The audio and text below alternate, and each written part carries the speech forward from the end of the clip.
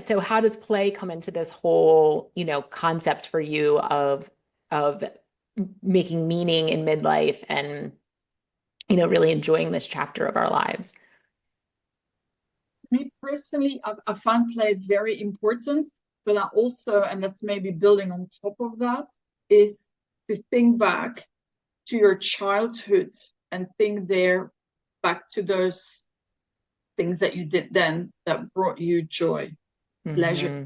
And for a lot of people, indeed, it is play because, as you grow up, there's a lot of things from childhood that you lose. The ability to play, the asking like the question why, the curiosity, which comes back Hmm. in midlife, because that's Hmm. when you start Hmm. questioning yourself and asking why this, why that, why am I feeling blah blah. That's when it comes back. But going back to childhood, it's actually also part of ikigai to figuring out what it is that brings you joy on a daily basis.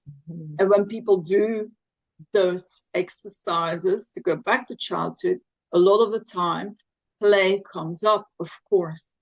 And when you're grown up, indeed, a lot of people then struggle to see what play could bring to them in daily life.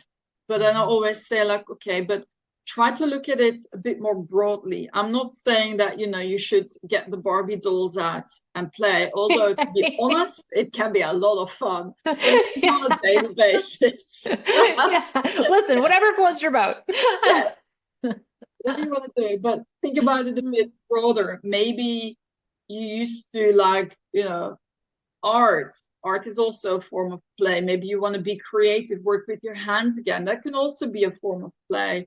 So try to be a bit more open-minded about the pure play element of it.